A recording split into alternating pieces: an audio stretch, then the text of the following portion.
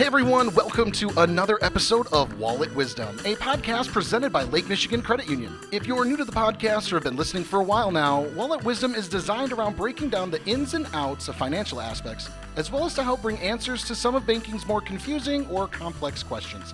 I'm one of your hosts, Brett.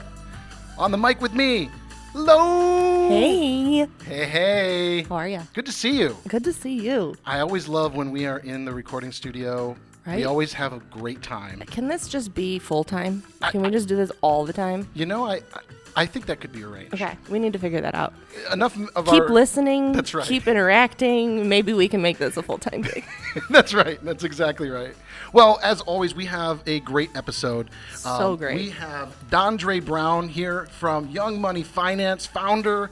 And I'll tell you what, listeners, we've had a chance to chat with Dondrea a little bit before the podcast, and there's just so much information and so many great things that you're doing for our community, and really just getting into our community to help explain a lot like what we do on the show here is just trying to help understand finance. It's so confusing. So welcome to the show. Yeah, we had to scramble to the soundboard to hit record because we were already having too much fun. So glad to have you here. Welcome. Thank you for having me. Yeah. Absolutely. So, Dondrea, I think for the first thing is just like where did the idea of Young Money Finance come from, and what does it what does your company do? What does your organization do? Yeah, so the idea and the story behind Young Money Finance is ironically, as today is my daughter's birthday, came a lot from our experices together financially. No way. Yeah. Happy birthday, shout out. See, look at that. That's our first birthday Happy shout out birthday, on the podcast. Anila. That's amazing.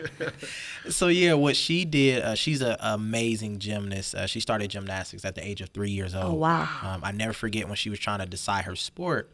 What I did was we went on YouTube and she would just watch different sports, and she cool. chose gymnastics. That's cool. So I've always been in a space where I try to empower our kids to make decisions, and we follow that through.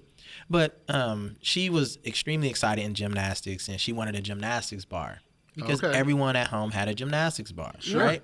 Yeah. All the good people, at least. There you go. That's right. Yeah. Yep. If you're going to be serious, then you're getting a gymnastics bar. Yes. So one day she walks up to me and she's like, "Daddy, I want a gymnastics bar." And I'm like, "Okay." So how are you going to get it? You're going to buy it.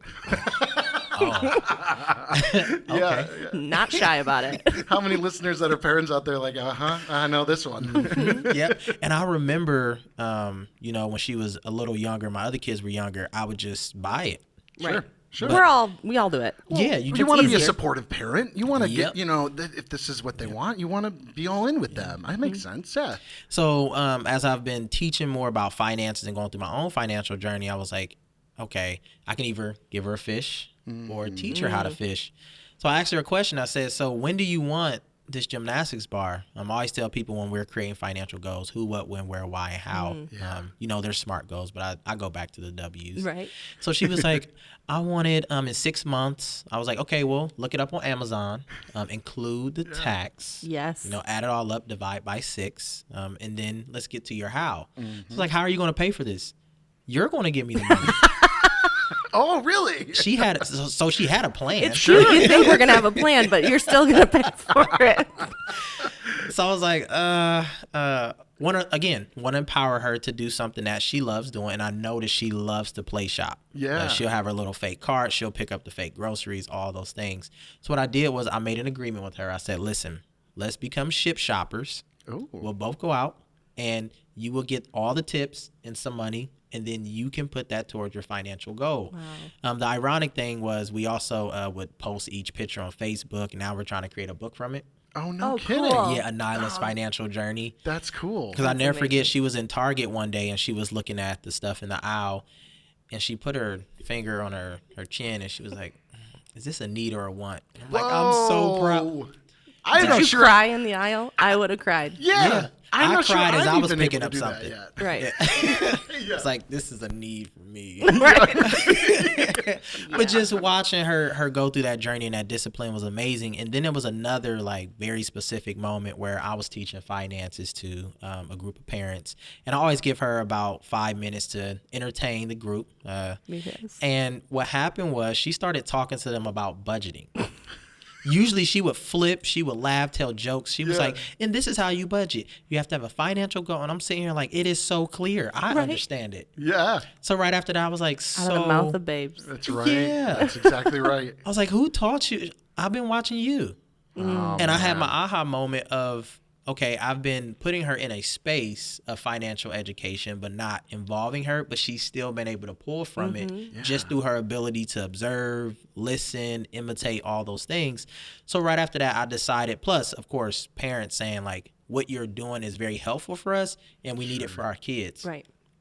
So all those things came together and that created Young Money Finances. But one thing I knew I couldn't do was do it by myself. Sure. Yeah. Sure. So one thing that I love about my kids is they've been able to chime in different ways. My oldest daughter, she does our activities. Anila, whose birthday again is today. Shout out again. Happy birthday. She does a lot of our marketing. So when people get a chance to like see our website and all that other stuff, you can see her just being herself. I think we have a new title for her, CPO. CPO, Chief Yeah. Personality Officer. Chief Personality Officer. Happy birthday. We That's right. gave you a title. You got a promotion today. So all of my kids, they definitely have a stake in Young Money Finance, and we have this theme that we always say. They'll probably, if they were here today, like, yeah, Daddy tells us this all the time. But we will be the last generation that starts from scratch. We say it when we are going through our financial plan. We say it when we're budgeting. We say it when we're in the stores. Sure. And it's all across our merch and all those things because we want that reminder, because when we're talking about generational wealth, that's something huge. Yeah. But to Young Money Finances, what we do currently is we have three main camps: our Young Money Managers, our Young Money Entrepreneurs, and our Young Money Investors. I tell people we cannot teach finances without having some type of fun. Yeah. So there are fun factors throughout the entire curriculum and experience through Young Money Finances. We have simulations, Okay. balling on a budget. I love it. It involves an actual basketball court. Yeah. That's amazing. Yeah. I'm in love with puns, so you've got me already. Yeah. We have one called Dealing with Debt. Are you dealing with cards? Oh, that's a good one. bet. We do have cards. Okay. Where there's a simulation where students are going from the entire process of completing an loan application, wow. looking at a credit score, the entire process, having to speak to a financial coach if your credit score isn't high enough to qualify. So we do all, and then you get to like buy things. So again, we want to try to give them that experience, make it fun, but also very inclusive. So those are our three camps. But then we do things with parents. We have our Young Money Families. Sure. We also do a lot of workshops with many different organizations in the community. And one thing I love about that is it stretches us to be even more creative. Yeah. So I had an organization the other day say, hey, we want you to come in and do a workshop with our kids talking about Black history and Black wealth building. Yeah. I was like, I love that. Yeah. Absolutely. Because I built a lot of the curriculum, or a workshop that was like, hey, we want you to do something that's on how to buy a car. A lot of our teens are getting older and they're interested in car. So what we do is we kind of, build together and decide what that curriculum is going to look like, but make sure it's infused with our youth being able to say, this is either fun, this is boring, or this is how you can make it better. And they'll probably tell you. I mean, Without I'm finding youth nowadays, They don't hold their tongues. No, and it's it's not even beautiful. offensive. It's great. because it's just raw, real, honest, and it's not meant to be in any context of like, hey, I'm making fun of you or whatever. It's just legit. Hey, I'm bored. Right. That's exactly what they say. Yeah. Right? Yeah. Look at you like, I'm snoring, so can you pick it up? Is there a sweet spot age that you typically work with, or what does that look like? So typically like 10 to 17. Yeah. We definitely work with college students. We've been doing that a lot, kind of silently, but as we partner with local colleges, they love it, mostly during the summer in preparation for school. We have a workshop called Secure the Bag. How to secure scholarships and grants. Oh, cool. So that's specifically for our college students and walking them through that process. Right. I think about, the people that I've seen come across my loan desk when I was writing loans, and thinking about the number of adults that come to me and they're like, what do you mean, like credit score? I have to have credit in order to get credit? That doesn't make any sense. And to think about a 10-year-old starting that knowledge journey, and then how different it would be the first time they sat with me. And to talk about, okay, well, this is where you're at and this is where we need to go before we can get this is mind-blowing to me. So that is so cool. And really helping her, like, feel comfortable talking to people. Yeah. That's one of the common things I receive from parents is like, we don't feel comfortable talking to people about our money. Sure. So even when she opened her first account, what we did was I allowed her to drive, and I just sat back and we prepped her with questions and all those things because we really want our kids to be comfortable in those spaces. Sure. So yeah. Well, we're told no, like you don't ask about money, you don't talk about that. Right. And we even find that when we do new hires. So what I do now is I train our new hires, and they think, well, you don't ask about people's money, and I'm like, well, when you go to the doctor, Right. they ask you your medical history. That's good. When you go to the bank or the financial institution, they're going to ask you your financial history. And so that is so important to say that it end that stigma that we don't talk about this, because we can help each other and we can have these healthy conversations and learn from each other's histories and what we've gone through and things. So it's so cool that you've given a platform for people to have these conversations and to end that stigma of we don't talk about that. You know? Right, because there's like this unspoken thing of like you have this too much pride to talk to your Or shame friends even, about that, right? or shame, right? The either or, and you're just like you've been told that for so long, but man, that kind of stuff just creates the secret almost, and no one wants to talk about it. There's a reason why you see all these YouTube videos that are like the secrets to financial wealth. Right. Like, why are they even secrets? Like, that's the problem. And it's created these two camps of like, here's all the hacks for your credit cards, or credit cards are the devil. Right. But here you're stepping into that middle and saying, no, you just need to understand what you're doing. Yeah. That's exactly what we do. Right. And I think of, I always come back to a Full House episode where Michelle gets a credit card. And she says to her dad, well, they said that you get it now and you pay for it later. And he's like, well, when do you think later is? Right. That's the first time I learned about credit, because I was brought up in the house where it's the devil. And so I didn't have it until it came time I was married and I was trying to get a house. And I was the breadwinner, and they were like, and you don't have credit. I'm like, well, how do I get that? Right. So yeah, it's just so great that you're starting people at 10. You know, and that's how we started when I started giving financial, support and recommendations. I was anti-credit. Right. And it was mainly because I had a lot of student loan debt. Yeah. Right. So through my own personal experience, I'm like, stay away from it. Right. It's out to get you. But recognizing who we serve, how we serve, and, just being able to empower someone, it's like you don't tell them what is good or bad for them. What you do is you provide them resources, your experiences, and you help guide them through that financial journey, which helped me personally. Sure. Like, how is debt bad and I'm owning a house and I have to pay? Yeah. So it's all those connections that allowing me to be transparent in my financial journey just opened up the space for other people to understand, like, even though he's talking about finances and education, he's not perfect. Right. Yeah. Right. There are times where I'll build a budget, and then depending on how I feel or the day or I'm in the store, I'm like, ooh, I got to do it. Right. I got to do it. It is what it is. But then I go back and, as a budget goes, it's a working budget. Yeah. Go back and make adjustments and changes because I'm in control at that point. Right. Yeah. I constantly repeat, people are afraid of things they don't understand. And so what you're doing is you're coming in and being like, let's understand this together. And so it is so powerful to give that understanding to someone, because now they can walk through life and whatever it throws at you, say, I understand that. I'm not afraid of it. Yep. I can knowledgeably say no because X, Y, Z. Yep. Or I can say yes because X, Y, Z. And so it's so important to have resources like this starting at a young age, So in that same kind of vein, in that young age, what are some questions that you get? What are kind of the more popular things that recently you're seeing that even kids are asking about money to you? Number one, I want to become a millionaire. That's number one. I want to be a YouTube influencer. How do I invest my money and become a millionaire? Which again is important. That's why our camp is focused on the process over the profit. Because I think, and no fault to social media, but the world is like microwavable now. Right. It makes it look instant. I like that. Yeah, very instant. So what we do on our camps is we walk them through the process. Okay. First and foremost, we do identity development. Who are you? Sure. Right. And I call it the financial reality check, where we kind of go through a list of just behaviors, learn more about ourselves. Are you a spender? Are you a day trader? Like all these different scenarios and things, so people can better understand themselves, and then we apply that to finances. So that's huge. The other thing is side hustles. Students are asking more about ways to earn income. And the passive income, is that a big thing? Yes. Yeah.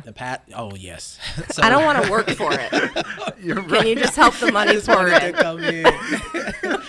So yeah. Heaven forbid I sweat. so we teach a workshop called Monetize Your Lifestyle, Yeah. where we help individuals take into account some of their hobbies, skill sets, and say, you're already doing that. For me, when I was, again, getting more into my financial journey, I loved Canva. I would make flyers and all that Yeah. for my own, organization. Sure. And then I was like, why don't I turn this to a side hustle? Because I'm doing it anyway. Right. And then I started charging a little bit, started earning a little bit of money. And I was like, let me empower other individuals to have this same experience. So we've been able to empower our teens and young adults through that, which also links to our entrepreneur camp, where entrepreneurs leadership, where we help them down that road. Taking that lifestyle into becoming a business. Wow. That's so cool. And you said you do work with adults sometimes? Yep. Yeah, Okay, I was cool. going to ask. I'm asking for a friend. Asking for a friend, that's all. Well, and actually, speaking of adults, you mentioned like Young Money Family as well. So talk to me a little bit more about what that kind of, what that camp looks like, what that is looking like for you. I know you mentioned it's somewhat newer, and I think it's for our listeners, that aspect of understanding our families, where we've been, as growing up, and our families' examples that we've seen versus, looking at finance today is very different than what my grandpa or anyone before him thought. So, talk to me a little bit more about that. Yep. So starting with the understanding that we will be the last generation that starts from scratch essentially means that we have to take a multi-generational approach. Yeah. Right? The long Because game. yeah, because a lot of us we're trying to build wealth, we're trying to build financial stability, but at some point we're going to have to pass it forward. Right. Yeah. Right. So how do we prepare our kids, and vice versa? How us as adults, sustaining and building that ourselves. One of the consistent things I received from our camps, where the kids were going home saying all these great things about the camps to the parents. Yeah. And what the parents will come to us and say, like, well, we need help because they're saying this good stuff, but we don't even know, how to have these conversations with them. Right. We don't know how to support them. Or we have these past things that we're trying to overcome financially. Yeah. Some of these taboos and things. So we started Young Money Families, and what we did was we invited only the participants who participate through our camps, Yeah. Sure. their families, to come in and have a family conversation. I love it. Questions like, okay, so what are your financial goals as a family? And everyone's looking around like, Are we supposed to have those? financial goals as a family, right? Right. Do you talk about finances together? Yeah. No. So it's a lot of those things that have been really helpful. But then we have a curriculum guide where the students, the guide outlines what the students have been learning in the camps. Okay. And there's little questions next to some of the things. So, for example, your student was learning about the 4 ways that they can, manage their money: spend, save, share, or invest. Here are some questions that you can ask them, or some experiences that you can give them, so to assess and evaluate their learning, things like that. Yeah, that's really cool. That's really That's cool. awesome. And I think, too, one of the hardest parts about growing up is realizing your parents are human Yeah. and recognizing that they make mistakes. And so often I have learned the best lessons from my kids, right? They are learning at a new level of honesty and transparency that we didn't have. Right. And so it's so cool to give a platform where it's like, we're going to learn together. I'm going to unlearn some things while we're learning things. That's a great point. Right. Sometimes even so I know for me, like I'm super interested in like a family style,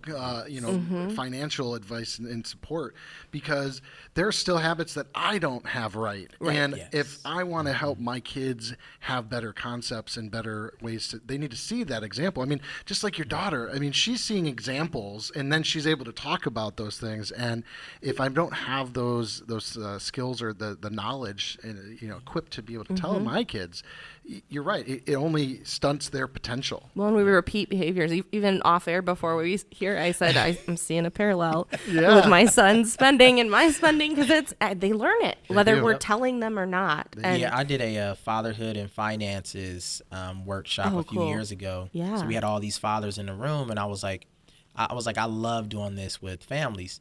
I said, if you want to know your financial behavior, ask your kids. they are a mirror through and through. So one of the fathers had their kids in the room. I was like, you don't mind if I he was like, no problem. So I looked at him and I was like, so how would you describe your dad's financial behavior? He's a spender. He buys everything. So the dad was sitting back almost in tears because he was like, I'm actually a hoarder.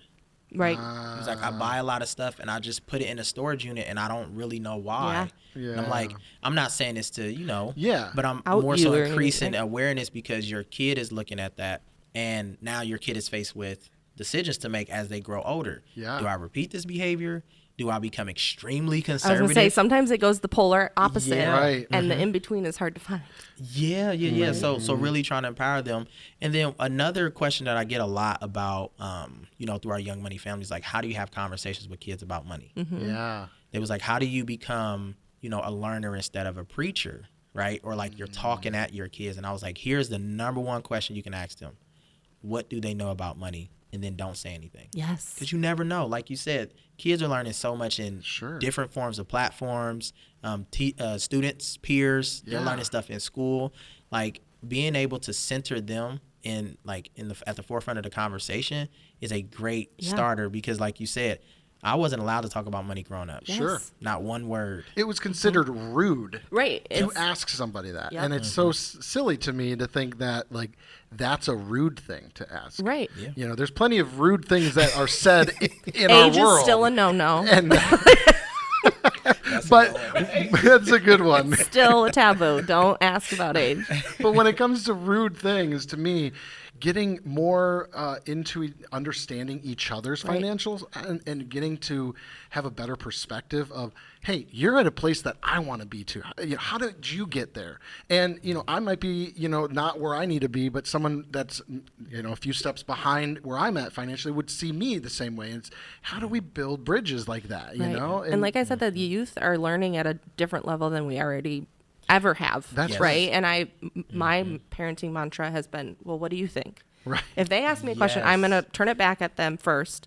Because a lot of times they know better than me. Right. And they'll say that and be like, I've never thought about it that way, but you are right. And now I can fill in some of the gaps. But the overall idea of what you're saying is correct, right? Right. And Love it. so you've given a platform, and I just think it is so cool that you've given that platform for parents to come together with their kids and be like, I don't know everything, but we're going to learn together. That's key. And what a bonding experience that must be, too. I'm sure you see people walk out of there like, we learned together. And They love it. Yeah, that's so cool. And you're making a lasting generational impact. I mean, it's kind of, like I said earlier, joking, it's the long game, but in a lot of cases it is, because what you're doing right now and helping establish new understandings in finance with these families, 20, 50, 100 years from now, we're not here anymore. There's a legacy that's created. There's a legacy of building that kind of it's a snowball effect that really starts to pick up momentum. Yep. And it's not about always the immediate. I love how you said that. We live in a microwave society, and it is. It's like we want everything instant, but this isn't about the short term. This is Right. about that long term, which I love that. And I'm Right. glad you talked about legacy because I was just doing a workshop. It was virtual with DTE employees Oh, yeah. about wealth building in general. Yeah. And one of the approaches I always take is very general, helping you understand some of these concepts. Sure. That's another thing I get from parents all the time. Like, what are these words? They're pretty, but I don't know what they mean. Let me be honest with you. There's sometimes those words are shared here on the show, and I even scratch my head and say, "What are those words?" So I really help them understand these concepts like wealth, Yeah. right? I've had parents say like, what is wealth? Yeah, what's the Right. actual when you get down to it? So there's the term, where you're talking about assets and liabilities. Sure. But then there's the other term of legacy, right? So wealth isn't just financial.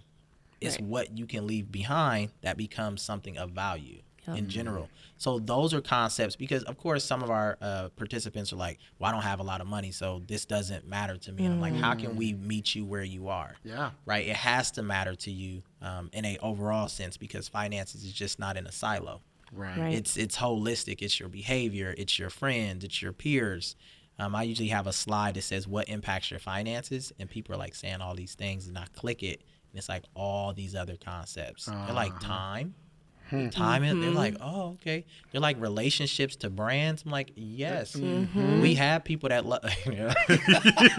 What? You said it too. What did I say? I thought we both went. Yep. There's some loyalty to brands. I got a fruit on one of my devices right now. Oh.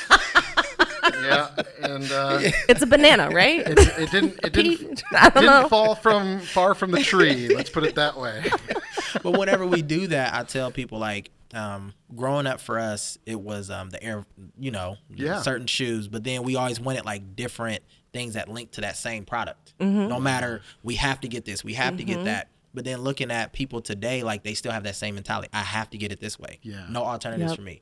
Which isn't necessarily a bad thing unless you feel like you can't control, budget, or plan for those things. Sure. And that's what we want people to do. I tell people the budget is not to take something away from you. It's actually a spending plan. Yeah. The budget is to provide barriers and boundaries around things that you cannot control. Yeah. Right. So those were things that were good lessons for me as I started to get my finances together. I love that. It's so great. We're kind of nearing the end of our show, but Try that again. I wanted to say I, and then it said hi. Hada. Okay, sorry. Let me try that again. So we're coming to the end of the show, and I want listeners, though, that are out there to have a way to get connected. Yeah. What are some of your your websites? How can people connect with you and Young Money Finance? So I'll start with the website because it's kind of like our library of resources. It's www.ymfgr.org. If you go to that website, on the very front is a calendar. That calendar is live, so you'll be able to see the workshops. Oh, that's great. Yep. So if you're like, I wonder what YMF is doing in September, you'll see the title, you'll see the workshop, and if we have any additional notes like descriptions, we'll add that too. Sure. Even if you want to come, YMFGR. YMFGR.org. Yep. Even if you want to like volunteer and stuff like that, we have that available. TikTok, as my daughter has pushed me to start one. If you don't want to sign up for these things, do not watch the TikToks because she is going to make you sign up. That's right. You're going to be, and not only that, CPO. You're going to be wanting to watch every video because she is an entertainer. She has got it. She loves it. Yeah. So yeah, you can find us on TikTok, Young Money Finances GR.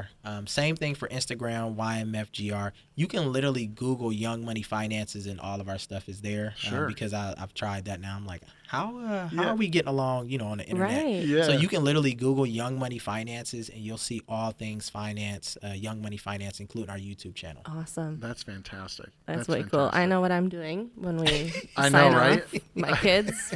Exactly. We're headed to a workshop. Yeah. Oh my goodness. Well, again, Dondrea, thank you so much for being on our show. There's so much more I know that you're doing in our communities. We've only touched the tip of the iceberg of these. I'm so fascinated with all of the different kind of workshops that you have and for ways for our communities to get connected like that. So again, listeners, go check out his website. Go check out his, honestly, you got to check out his TikTok. His daughter is adorable on those. If nothing else, wish her a happy belated birthday. Yes, exactly. So, well, Dondrea, we are not quite done, though. We do have a fun part of the show that we like to call Are You Smarter Than the Show Trivia?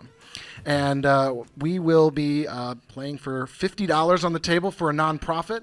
And so if you win, that $50 will be yours to decide where you want to donate that to.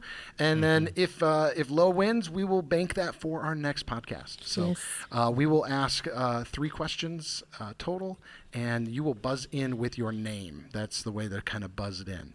A steal is available as well, so if the other doesn't get it right, you can steal the point. And if we need a tiebreaker, I've got those as well. So what do you say? Just yell out my name? You just yell out your name. Okay. Yeah. Right. You know what it is, right? YMF. You wouldn't believe how many people are like that's not my name. I don't know what happened. Or they'll shout the answer before they say their name, and then it's like, And it does not have to be in the that's form awkward. of a question. yes, it's not Jeopardy. All right. Let's play. All right. All right. I haven't been in the hot seat in a while. I know. It's hot. It is. So I just so you know, Dondrea, I just got off a 4 or 5 episode streak, something like that. And He was doing real good. And then he didn't. And then I didn't. But you start to feel like you're in a groove after you've won a few. Right. But the first time you're back in it, you're like, oh, geez, I'm going to lose this right away. This must be how the guests always feel. Oh, I didn't even think about Is it that. hot? You feeling the heat? It's a little. The heat of the seat? All right. Well, I promise we won't. I will try to make these not as difficult. Big but promises there, We'll pal. have some fun. Can I phone a friend? Is that- Not today. Not today. You know, if you bring your daughter on next time, we'll use her as a phone a friend option. You know, there we go. Man, She probably knows I don't some want to go stuff. against her. I know, right? She's already teaching classes at age 12 or Right. 12 today. Oh, man. All right. First question. What is the chemical symbol for water? Dondrea. H2O. That is correct. I am so sorry to my two brother-in-laws that are Ooh, chemists, Man, I love it. doctors of chemistry. All right. Well, this could be a quick sweep right here. So Are you going chemistry again? no, Okay. no. I was like- no. I was thinking of something scientific, but no. Okay. No. But Dondrea, you get this next one. It's over. It's best out of three. So Wipe the floor. No pressure, huh? Lo's gonna have to make sure she gets this just to Yes. get into the third question. All right. Gotta challenge them a little bit. Next question. Who wrote the play Romeo and Juliet? Low. Shakespeare. William Shakespeare. That's correct. I was like, do I have to have I both? didn't know that. I knew that. Yeah. That's horrible. You know, when you're in the trivia seat, it's like, I know that fact. But when it's timed like that too, and you got to be on the I buzzer, was thinking Fun of fact. somebody else. That was our nicknames in high school, my husband and I, Romeo and Juliet. Okay. oh, Because it's just one letter off of our last That's name. true. Yeah. That's very So true. you were supposed to get it. Yeah, we were. All right. We're down to tie right here. Third question. Someone's going to win. Well, actually, if neither one of you get this one right, we will go into overtime. Oh, man. So that's, I guess, how we would. get the Nobody likes overtime. OT. I mean, you know, it's That's true. true. It's true. That's true.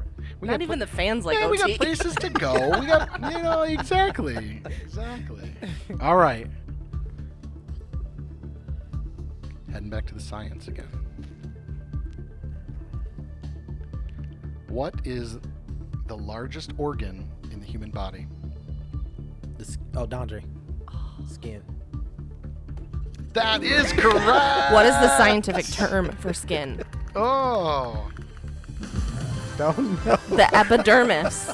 the epidermis. So I'm happy I got that. There you go. You didn't need to have that one for the answer, but that was The bonus. epidermis. He is wrong. He needed to say epidermis. Skin is slang. I feel skin is slang. I got that. I feel like the epidermis feels like it should be the name of the rear end, because I feel like I'm going to give you That's a gluteus maximus. a Thank swift you. kick in the. Probably the only part of anatomy was the only part of science I ever did well. Wanted to be a doctor, and then failed Epidermis. science. You know, I think if you had answered with epidermis, I would probably have said you were wrong. We're 'cause That's wrong. not the answer on my sheet. So that's a play by William Shakespeare. That's right. Epidermis by William Shakespeare. Well, folks, we have lost it on today's episode. But I'll tell you what, we are having a blast, and we are so grateful again for Dondrea to be on. Congratulations, honestly. Congratulations. So we'll circle with you here right after the show, and we'll figure out where we're going to donate that money to. And I don't know about you, I'm joining the last generation to start from scratch. I am too. I love that. That's such a bold statement to claim and to hang on to. Yeah. So. I have some stickers for you. Oh, yes. man. Sweet. I like stickers. It's like going to the dentist. It is. Although the dentist isn't fun. This was fun. This was way fun. Anyway. All right. Well, folks, before we really derail, again, we love when you tune in, and we love when you tell friends about the podcast. Yeah. You know, the more people talking about it, the more people listening to it. And the more likely it is to be our full-time job. Well, one can only hope and dream. That's Yes. correct. But Find us on the socials, all of them, that's right. all the places you listen to podcasts. All of the places. Including And, iHeartRadio, yeah. Spotify, Pandora, Google Podcasts. It's just- YouTube. You Yeah. can find us everywhere. You can. Just like Young Money Finance, Google Yeah. Wallet Wisdom, and then You'll you find can us. also, yeah, exactly. You'll find this episode, but then you'll also be able to find out more about Young Money Finance. Yeah. That's Love the it. most important part. We love you. Awesome. Well, until next time. Toodaloo. Thanks for listening. The information provided in this podcast by Lake Michigan Credit Union is general education or marketing in nature and is not intended to be accounting, legal, tax, investment, financial, or other advice. Statements of individuals are their own, not LMCU's. All topics discussed are information of a general nature and do not address the circumstances of any particular individual or entity. Consult an appropriate professional concerning your specific situation. As of the date of publishing and any future date this podcast is broadcast, all rates, fees, payments, or other specific figures discussed are subject to change and are dependent upon your specific financial situation. All loan products discussed are subject to credit and collateral approval. You alone assume the sole responsibility of evaluating the merits and risks associated with the use of any information or other content in the podcast before making any decisions based on such information or other content. In exchange for listening to the podcast, you agree not to hold LMCU, its affiliates, or any third-party service providers liable for any possible claim for damages arising from any decision you make based on information or other content made available to you through the podcast. For more information on any of the content discussed in this podcast, please visit lmcu.org. Copyright Lake Michigan Credit Union, federally insured by NCUA. Equal housing lender. LMCU, NMLS ID number 442967.